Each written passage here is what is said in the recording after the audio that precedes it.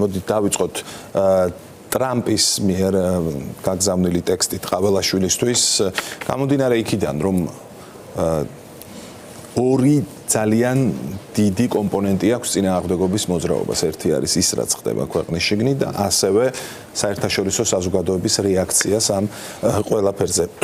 ტრამპის მიერ გაგზავნილი ტექსტი, რომლის თარგმანი გამოაქვეყნა ქართული თარგმანი ყაველაშვილმა, როგორ ჯდება აი ამ კონტექსტში?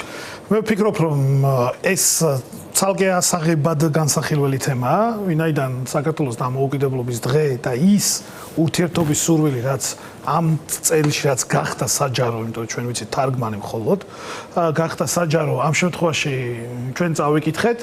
თავარი საკითხი არის შემდეგი, რომ უახლოეს თვეში, ივნისის თვეში ჩვენ ველოდებით, რომ მეგობარი აქტი იქნება მიღებული.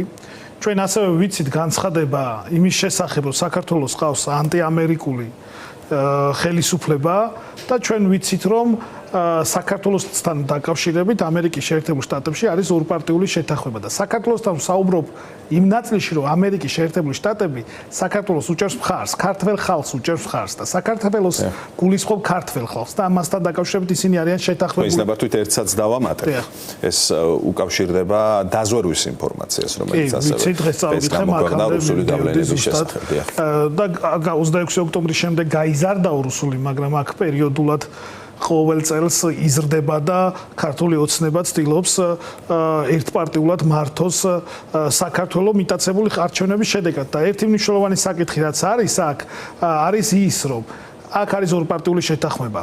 მე გულწრფელად გეტყვი და თქვენს მაყურებელს 10,000-ობით და 100,000-ობით მაყურებელს მინდა უთხრა რომ მე გულწრფელად გეტყვი წერილების ბრძოლაში არ ვარ მხარდაჭერი. რას გულისხმობ? აი მაგალითად ჩვენ ადამიანები აქტიურად აზიარებდნენ რომ აი ქართველ ხალხს მიულოცა. კი, ქართველ ხალხს უნდა მიულოცოს დამოუკიდებლობის დღე. რა თქმა უნდა, აბა რაჟდენ კუპრაშვილს ხوار მიულოცავს ახლა სენატი და რა ვიცი მაკრონი და ასე შემდეგ. არა, ლოგიკაა. აი საფრანგეთის რევოლუციის დღეს ვის ულოცავენ ნახოთ წერილი, ხო? ფრანგ ხალხს. ეს ძალიან ანუ ეს წერილი ვიღაცას არა, ეს პროტოკოლური შინაარსის წერილია, რომელიც დამოუკიდებლობის დღეს ულოცავს ქართველ ხალხს. და იმ მომენტში ვინც თუმცა აი ჩვენ ნახეთ მაკრონთან ეს რაღაც 20 წამიანი კომუნიკაცია როგორც ცდილობდა ამის გამოყენებას შემდეგ კობახიძე 20 წამიანი კომუნიკაციისაც კი ახლა როდესაც ეს წერილია ამას კიდევ უფრო დიდი მასშტაბი მაკრონის შემთხვევაში კი კოვზინაცაც ჩაუვარდათ ასე ვთქვათ ყველაფერს მოეფინა დარწმუნებული ვარ აი როგორც ახლა თქვენ გიყურებთ ასე ვარ დარწმუნებული რომ ივნისის თვეში ირაკლი კობახიძე იტყვის შემდეგ წინადადებას რომ აი Deep State-თან დამარცხდა რაღაცა ამერიკის პრეზიდენტი, ახალი ადმინისტრაცია, თუ ასე ვთქვათ, სენატი და კონგრესი. აქ არის საკითხი შემდეგში, საკითხი მდგომარეობს შემდეგში. ეს წარმოიდგინეთ, აი რაც ემღაუჭებიან, აი რაც თქვენ თქვით, 20 წამიანი ვიდეო მხარს ანბარის მიხედვით ხედა, მხარზე ხელი დაადო, რაღაცა მოიკითხა ადამიანი შეიძლება, ან დამოუკიდებლობის დღე მიულოცეს ვიღაცაც, და საქართველოს ხალხს პირველ რიგში რა თქმა უნდა. და ეს ითვლება რომ აი ჩვენ ლეგიტიმურები. წარმოიდგინეთ როგორ უჭირს ქართულ ოცნებას, რომ ესეთი კომუნიკაციები, რომელიც ძალიან მარტივი კომუნიკაციაა, კაცო, მიწვეულია და მიწვეულია გასაგებია რომ ვიღაცა არ აღიარებს ამ პარლამენტს, მაგრამ მიწვეულია სტუმარი. ქართული ოცნება ამ პოლიტიკურ პროცესში არის მხარე. მათ შორის ოპოზიციისთვისაც, ჩვენთვის მხარეა, კი, მათ გააყალბეს არჩევნები, მაგრამ ფაქტობრივ ძალაუფლება. მხარეა, ის წარმოადგენს მეორე მხარეს, რომელსაც ეხლა ხალხი აქვს ხელისუფლება და ძალაუფლება. ეს არის ფაქტი და ამ ფაქტს ვერც საქართველოში და ვერც საქართველოს გარეთ ვერ უარყოფს და არ უარყოფს. ოღონდ სხვა ლეგიტიმაცია. მისი ლეგიტიმაცია და ის რომ ხელისუფლება მიტაცებულია და ის რომ რუსული გავლენა გაზრდილია საქართველოში, ესეც ფაქტია და ამაზე აქვს შესაბამისი რეაგირება. გასაგებია, ბატონო, აი ლეგიტიმაციის მოპოვებას ან ამ ილუზიის უფრო სწორად შექმნას ქართული ოცნება ცდილობს არა მხოლოდ ქვეყნის გარეთ თქვათ რაღაც ხელის ჩამორთმევით ან რაღაც წერილების იმგვარად გამოყენებას როგორც ეს მის პროპაგანდას სურს, არამედ ქვეყნის შიგნით. და აი ამის მცდელობას ახლა ჩვენ თვალნათლივ ხედავთ, რომ თვითმმართველობის არჩევნების გამოყენებით მან შექმნას აი ამ ლეგიტიმაციის ან კვაზილეგიტიმაციის რაღაც ილუზია და არა მხოლოდ თვითმმართველობის არჩევნებს, აქ უფრო დიდი ამოცანაა, რომ ამ თვითმმართველობის არჩევნებით შემდეგ, ასე ვთქვათ, ლეგიტიმაცია მიანიჭოს იმ მიტაცებულ არჩევნებს, საპარლამენტო არჩევნებს. მიდის თუ არა პროცესი იქითკენ, რომ მან შეიძლება მოახერხოს ოპოზიციის იმგვარად გახლეჩა, რომ ეს სერიოზული პრობლემა გახდეს წინააღმდეგობის მოძრაობისთვის. აქ არის ორი ჯგუფი და ნაწილი ოპოზიციისა. ერთი, რომელიც არის კაფიო და ჩამოყალიბებული და თანმიმდევრული, რომელიც არის ბუნდოვანი. აი, მაგალითად, გუშინდელი სალომე ზურაბიშვილის განცხადება, რომელიც საუბრობდა იმაზე, რაც ისაუბრა და მისი გასაგებია, რომ ეს იყო ძალიან ჩემი აზრით ბუნდოვანი განცხადება, მაგრამ ჩვენ გუშინ ვიცოდით ყველამ, რომ ქალბატონი სალომე ზურაბიშვილი გამოდიოდა წინააღმდეგობის პლატფორმის სახელით. რა ვიცი, ხომ ეთანხმებით, ხო ფაქტია ეს? ასე იყო ახლა. დღეს ჩვენ გებულობთ, რომ ეს წინააღმდეგობის პლატფორმის სახელით ის ვერ გააკეთებდა განცხადებას, იმიტომ რომ და ეხლაც ვისმენთ, ხო, რამოდენიმე წუთი წინ, იმიტომ რომ პათოში ეთანხმებიან, მაგრამ ტაქტიკას არ ამჟღავნებენ, ხო? ეს იყო. ძალიან სამწუხაროა და მე უბრალოდ დღეს სასამართლო იყო პოლიტიკური პატიმრების და ოფისში, პარტიაში, კოალიციაში არ მომეცა ამის განხილის შესაძლებლობა, მაგრამ ჩვენ აუცილებლად განვიხილავთ. ყოველთვის ხდება, რომ და ჩვენ ამას ანგარიშს უწევთ კოალიციაც სრულებისთვის და პარტია ახალი ამას ანგარიშს უწევდა. და ალბათ გაუწევთ, მაგრამ რა თქმა უნდა, შიგნით გვექნება მას საუბარი, რომ ინიშნება აქცია, ხდება წინასწარ თვეებით და კვირებით ადრე კონკრეტული თარიღების დაჯავშნა. და შემდეგ უფრო დიდად იზრდება ბუნდოვანება.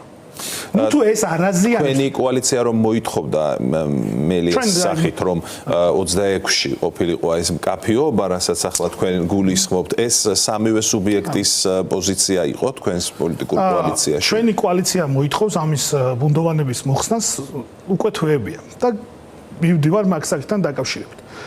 ჩვენ გვეუბნებოდნენ რომ ეხა რა დროს ეგარიო 6 თვით ადრე. სუსის შემოგდებული თემაა. დღეს ის ადამიანები, ვინც ამას გვეუბნებოდნენ, გვეუბნებიან საჯაროდ ვიდებატოთ ამასთან დაკავშირებით. აი ბატონო ვახო, თქვენს ირგვლივ, თქვენს წრეში, პროფესიულ ნაწილში თუ მეგობრებში და ასე შემდეგ. ვინ ამბობს იმასთან დაკავშირებით, რომ რამე არის სადებატო ამ საკითხთან დაკავშირებით. მათ შორის, როცა კოალიციის ერთ-ერთი ლიდერი ზურა ჯაფარიძე არის ციხეში და ორ ლიდერს დიდი ალბათობით ჩვენი პარტიის თანათავმჯდომარებს იგივე გზის გავლა მოუწევთ. აქ საკითხი არის შემდეგი. ჩვენ ვიტყოთ ბუნდოვანების მოხსნას. ანუ მონაწილეობთ თუ არ მონაწილეობთ? აი ძალიან სწორად მიხვედით. ჩვენ ვიტყოთ ბუნდოვანების მოხსნას და ასევე, იმიტომ რომ ჩვენ შემდეგ გვექნება შესაბამისი სტრატეგია, იმიტომ რომ ჩემთვის ვინც ახლა შევა არჩევნებში იქნება LDPR. კომუნისტური ზუგანოვის თუ პარტია, რომელიც შევა ჟირინოვსკი არის LDPR იყო. ხო. კიდოდათ გეთქვათ ხმელთმაცხონოსო და გადაიფიქრეთ. იქით სხვა მეთოდა და თავი შევიკავე, იმიტომ რომ ეს გამოთქმა არ მომწონს და აქედან გამომდინარე. ხო. იმიტომ რომ ჩვენ უნდა ვიცოდეთ. თქვენ რა გონიათ თბილისში, ქუთაისში, რუსთავში. ის პარტიები ახლა ვინც სტრატეგიულ მასაკეთებენ მანევრებს და ფინტებს პოლიტიკურს. მათი შედეგებით ერთ-ერთი თითო დეპუტატის გაყვანა შეუძლია. თუ ტექნიკურ საკითხს ჩვენ 5ჯერ მეტი შეგვიძლია. შედეგები ამბობს ამას. ამიტომ მაგრამ ეს გადავდო. რეალური სურათი რა შეიძლება მივიღოთ. ესე იგი, ნაციონალური მოძრაობა ამ პლატფორმაში არ მონაწილეობს. თქვენი პოლიტიკური ძალა, აი თქვენი ამ საუბრიდან გამომდინარე, შეგვიძლია ჩავთვალოთ, რომ უკვე სკეპტიკურად არის განწყობილი? არა. ჩვენი ამ საუბრიდან გამომდინარე, შეგვიძლია ჩავთვალოთ მხოლოდ ერთადერთი. ჩვენ ახალ არჩევნებში არ ვიღებთ მონაწილეობა, მაგრამ არ ხართ კმაყოფილი მკაფიობით ამ პლატფორმას. ეს არის პირდაპირ გეტყვით, აქ იყო საუბარი, რომ საუბრობდით, რომ ჩვენ ბრძოლა არ დაგვიკლია, ჩვენ თან ვიბრძოდით კი. და ეს არის ზუსტად. ხვალაც უნდა ვიცოდე.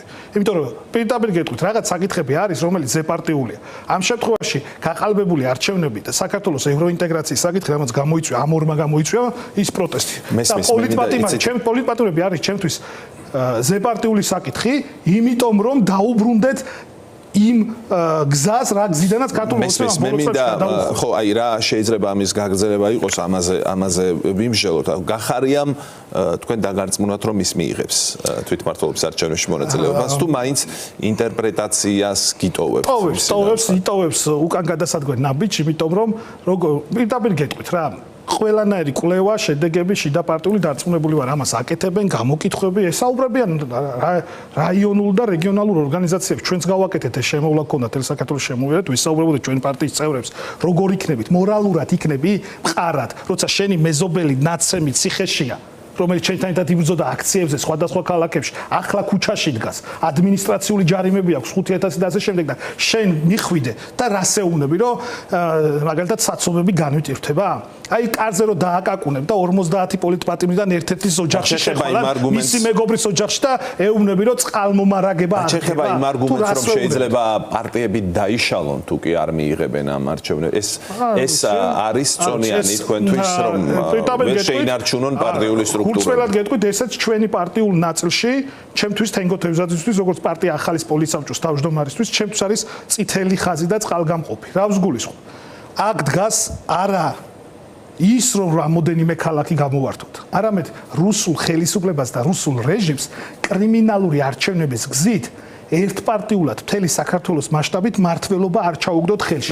ეს არის და ამიტომ ეხლა თუ ვინმეს უნდა საკრებულოში წევრად ყოფნა ეს გზა შორს არ არის. პირდაპირ გეუბნებით, ეს გზა იქ არის იმ გზის შემდეგ, რაც დაინიშნება ახალი არჩევნები და განთავისუფლდება პოლიტპატიმრები. მეთანხმებით ალბათ იმაში, რომ ამ დღის წესრიგს ვინ მიიღებს მონაწილეობას, ვინ არა, მაინც ის გარემო შექმნის, როდესაც უკვე გადაწყვეტილება უნდა მიიღონ, ის გარემო, რომელსაც ხალხი ქმნის საბოლოო ჯამში, ხომ? მერე გადაწყვეტენ პარტიები უღირთ თუ არა ამასთან დაპირისპირება და რა ფასი შეიძლება ეს დაუჯდეთ. მაგრამ ერთ რემარკას გავაკეთებ თქვენის ნებართვით. ანუ ეს საკითხი ჩემი აზრით ეს მნიშვნელოვანი ფაქტორია, უმნიშვნელოვანესი, მაგრამ აქ არის მეორე ფაქტორი. ეს პროცესი ესე ვერ გაგრძელდება. შეიძლება მის ამომრჩეველში, აი პირდაპირ გეტყვით, შედეგის გაუმჯობესებას არ ელოდება რომელიმე პოლიტიკურება, ტაქტიკურ სტრატეგიულად გეუბნებით, მაგრამ მყავს რაღაც 150,000 თუ 100,000 ამომრჩეველი, თითო დეპუტატს გაიყვანს ყველა საკრებულოში. ეს სტრატეგია ქონდეს შეიძლება. იმიტომ რომ მისმა ამომრჩეველმა ეს უთხრა, კვლევები ჩაატარა და ნახა რომ 2%-დან 3% დაიკრა. მაგრამ პოლიტიკა არ არის მარტო და ქვეყანაში არსებული პოლიტიკური კონტექსტი არ იძლევა იმის შესაძლებლობას, რომ ჩვენ უახლოესი ერთი თვით გავთვალოთ პერსპექტივაში პოლიტიკას. და ბოლო შეკითხვა დრო აღარ დაგვრჩა და მინდა რომ დამარცხდებიან ძალიან. მესმის ბოლო შეკითხვა, როდესაც მუდმივად არის საუბარი იმაზე, რომ კოორდინაცია საჭირო აი ეს კონკრეტული თემა ართულებს თუ არა აი ამ კოორდინაციას. მაგალითად, არ ვიცი რა ურთიერთობა ამ წუთას თქვენსა და გახარიას პარტიას შორის გაქვთ თუ არა საერთოდ რამე საკითხზე, ან შეგიძლიათ თუ არა რამე საკითხზე საუბარი თქვენსა და ლელოს შორის ნაციონალური მოძრაობის და თქვენი პოზიციები ემთხვევა აი ამ თვითმმართველობის არჩევნებს. ანუ ეს საკითხი შეიძლება თუ არა გახდეს განხეთქილების თემა, რომელიც არ გაძლევთ შესაძლებლობას კოორდინაციისა. ეს საკითხი შეიძლება გახდეს ის საკითხი, რომელიც ჩვენ მოგცემს შესაძლებლობას ვისაუბროთ მომავალში მათ შორის იმ ნაწილზე, ვისთან ერთად ღირს ბრძოლა ქართული ოცნების წინააღმდეგ. ძალიან დიდი მადლობა. ეს არის ძალიან მნიშვნელოვანი საკითხი. მე არ ვფიქრობ, რომ ეს რაიმე ბუნდოვანებას აჩენდეს. ეს არის ზუსტად პოლიტიკური გამჭრიახობის საკითხი და მე ღრმად ვარ დარწმუნებული და აქვე ჩემ პროგნოზს გეტყვით, რომ ძირითადი კოალიციები არ გავლენ არჩევნებზე, იმიტომ რომ ისინი დაინახავენ. ჯობს გვიან ვიდრე არასდროს. თენგო თევზაძე, კოალიცია ცვლილებისთვის